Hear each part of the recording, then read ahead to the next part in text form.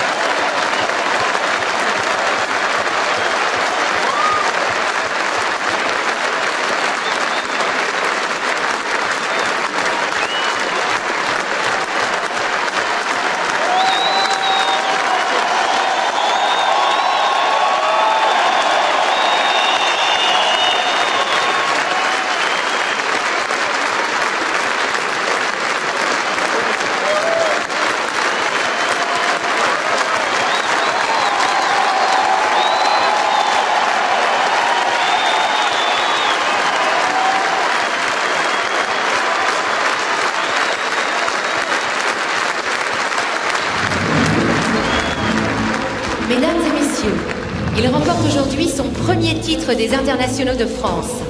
Ladies and gentlemen, today he has won his first French Open title, Stan Wawrinka.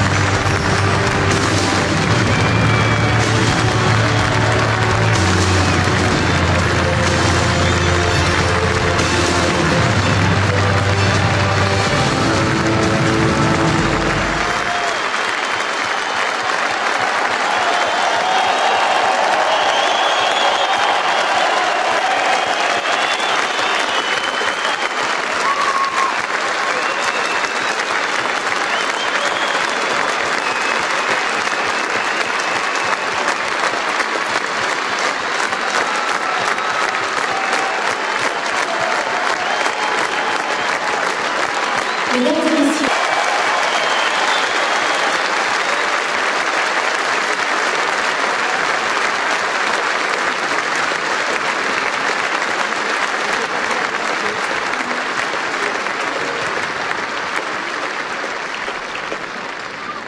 alors, bonjour à tout le monde. Je voudrais, je parle très court parce que je parle pas bien français encore, mais je veux dire félicitations à Stan et à son équipe, son famille. C'est pas facile pour moi de parler maintenant, mais je dois dire qu'il y a dans la vie quelque chose qui sont plus important des victoires. Et ça, c'est le caractère et le respect. Et j'ai un grand respect pour toi, Stan. Tu es un grand champion avec grand cœur et tu mérites ce titre.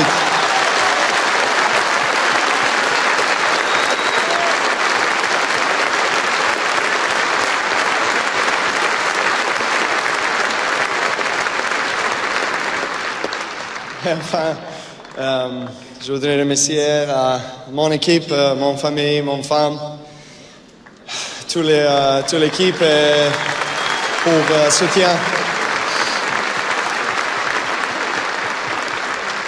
À vous, public français, public de tout le monde qui est venu ici et faire cet tournoi extraordinaire.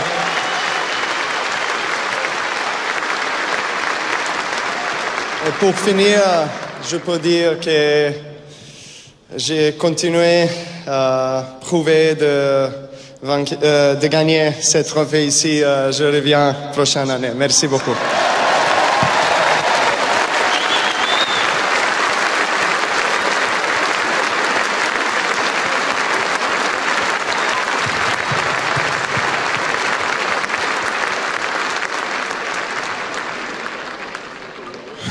Bon, bonjour, bonsoir à tous. Je vais commencer par féliciter Novak et son team pour sa grande carrière. C'est un grand champion. J'ai énormément de respect pour lui et pour son team. On passe souvent du temps ensemble et on s'entraîne très souvent ensemble. Et il amène le tennis à un tel niveau. Je suis sûr qu'en tout cas un jour tu gagneras Roland Garros et tu le mérites. Donc félicitations à ton team et à ce que tu fais en toute ta carrière.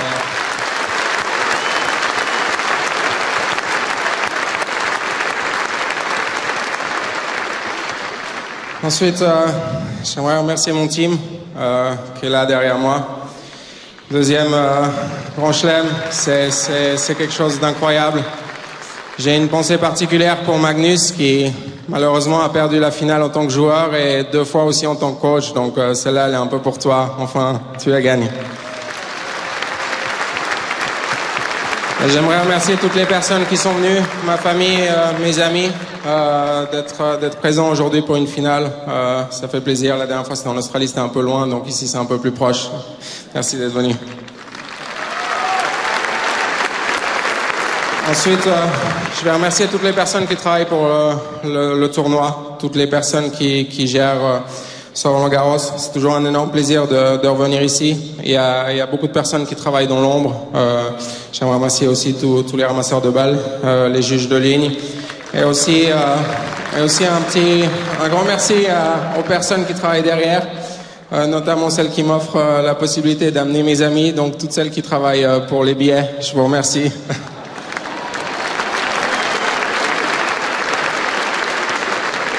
Et pour finir, voilà, j'aimerais remercier ce public ici aujourd'hui. Ça a été un match incroyable, une atmosphère vraiment exceptionnelle. J'ai pratiquement jamais vécu ça. Il y avait une super ambiance. J'ai vécu 2 semaines énormes au niveau des émotions et ça, c'est grâce à vous. Donc, j'espère vous revoir l'année prochaine et un grand merci.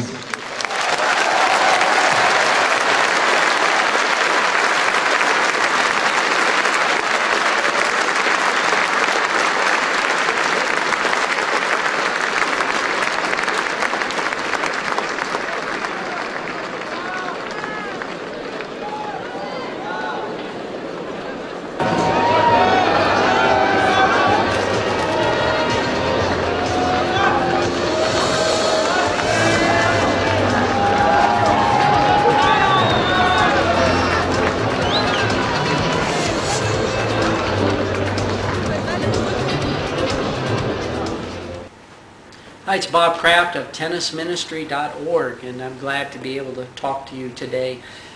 I'm bringing you a topic on the pro tennis players during the past decade and my experiences. Back in 2002, when I first started really full-time, I started back in the early 90s, and I met a lot of players like Sampras and Agassi, people like that. But 2002 was when I really started to put my full heart into it, my full time. And the player that at the French Open that were coming up, Anastasia Mashkina, and she won the tournament, the French Open. And I didn't really know the players, especially if they were clay court players, because I came from hard courts, the U.S. at that time, and the clay court players weren't that well known in the U.S. But I got to know these players, and there were some men players who won the tournament that year, and they were on the scene for a year or two. They were very famous on clay courts in the world, but in my world they weren't that well known. And but I got to know them, and Anastasia, I got to know her. Her coach was from Stuttgart, Germany, and I had lived in Stuttgart, and I said hello to him. We just said hello to each other, became friendly to each other, but we weren't great friends. But we were kind to each other. Anastasia didn't really know who I was. I was new on the scene, but no one really knew who she was because she came and won the tournament totally unexpected, and no one expected her to win that Grand Slam final. She had a cross, and I spoke to her about that, and turned out she was a Christian. But I said, "Does it mean anything to you?" Let me rephrase that, okay? I want to clarify that. I said, "Does this mean anything to you?" And she said, "No, it doesn't. I just jewelry." So she wasn't a Christian. I want to clarify that. But I was looking for ways to speak to her. And obviously she came from Russia, Moscow. She was, if she had any church background at all, it might have been through the Orthodox Church.